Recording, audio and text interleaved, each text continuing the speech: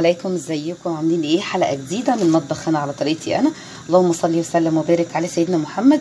عايزه اقول لكم ان بعد ما تتفرجوا على الحلقه دي مستحيل ترموا رزايه واحده. اللهم صل وسلم وبارك على سيدنا محمد. طبعا الرز اللي بيفيد مني زي ما انتم شايفين كده، انا بستحرم زي ما قلت لكم قبل كده ارمي اي اكل. فالرز اللي بيفيد مني بعبيه في كيس تلاجة كده، الكيس دي على طول عندي، وبحطه في الفريزر، مش بسيبه في الحله وبحطه من تحت علشان بيحجر وبعدين ما بيبقاش حلو زي الطازه. طبعا عايزه تعمليه، عايزه تطلعيه من الفريزر اكنك لسه عاملاه، فهيبقى يتشال في الكيسه كده وفي الفريزر على طول، وتطلعيه زي ما انت شايفه يهدى شويه وبعدين تسخنيه. لو عايزه تعمليه بالشعريه تعالي هوريكي تعمليه ازاي بالشعريه واكنك لسه عاملاه بالظبط، ولا هيعجن ولا هيبقى مثلا ماسك في بعضه. تعالي معايا هوريكي تعمليه ازاي. الحله بتاعتي على النار، هنزل بشويه زيت مش كتير لان الرز فيه سمنه اهو. هنزل بالشعريه، هفضل اقلبها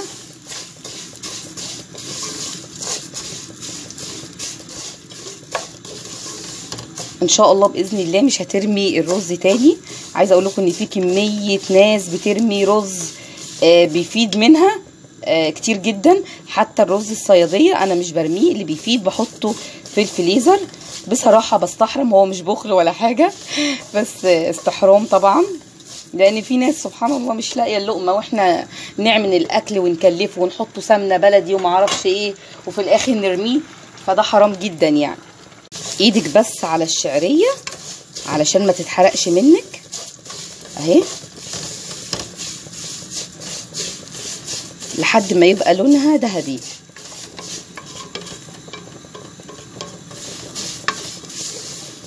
طبعا في بنات لسه متجوزه جديد بتستفاد من الحلقات دي قوي، ما عندهمش فكره. انا في طبعا بيبعتوا لي رسائل بيقولوا لي ان احنا اتعلمنا منك حاجات كتير، ودي حاجه بتبسطني قوي يعني، ان اللي انا بقدمه او بعمله بيفيدكم. فسبحان الله، وانا بتعلم بردك من اي حد بصراحه، بتعلم باخد افكار وبنفذها. فهو كون ان احنا نتعلم من بعض فده مش عيب خالص. وزي ما انتم شايفين انا خليتها لونها ذهبي، كلها لون واحد، ما حرقتهاش، ما خليتش واحده لون والتانيه لون، عشان بس تبقى كله لون واحد. هنزل بقى بشويه ميه سخنه كده اهو، مش كتير الميه زي ما انتم شايفين كده. وكده هوطي عليها خالص زي ما بفلفل الرز، هوطي عليها خالص لحد ما تستوي، وهغطيها كده. وزي ما انتم شايفين كده الشعريه خلاص استوت اهي. بسم الله. هنزل بقى بالرز نطلعاه من الفريزر. بسم الله اهو كده.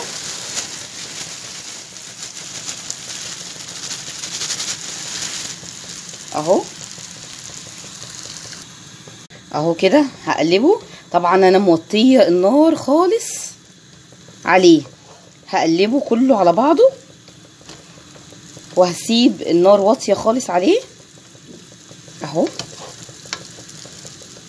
ايه يفرق اكنك لسه عاملاه دلوقتي حالا، وبعدين ما تقوليش ده رز بايت ومش رز بايت، ياكلوا خلاص. هم اصلا مش هيعرفوا اذا كان بايت او مش بايت اهو. زي ما انت شايفه كده، ولا معجن ولا اي حاجه اهو. هسيبه بقى يسخن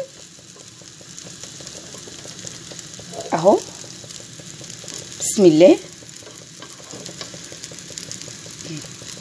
شايفين بقى الجمال؟ وكده زي ما انتم شايفين. عايزه اقول لكم بالله عليكم يستحق الرز يترمي بعد الحلقه دي. بصوا، ولا اكنه لسه عاملاه دلوقتي حالا. عايزه اقول لكم بصوا، مفيش رزايه لازقه في التانيه. بصوا، ولا معجن ولا اي حاجه. فان شاء الله بعد الحلقه دي ولا بيلزق، بصوا، ولا لازق اصلا يعني اهو، ولا لازق. ان شاء الله بعد الحلقه دي مش هترموا رز تاني خالص. يا ريت طبعا لو عندكم جروبات، اي جروب يعني، تشيروا الحلقه ديت بس حتى علشان الثواب، يعني ان ناس كتير زي ما قلت لكم بترمي الرز، فطبعا عشان الناس تستفيد قوي من الحلقه دي فلازم نشير الحلقه دي. بس كده خلاص خلصنا احلى حله رز. طبعا الرز البايت اهو اللي متشال في الفريزر اكننا لسه عاملينه دلوقتي كده. بصراحه حبه رز يفتحوا النفس يعني.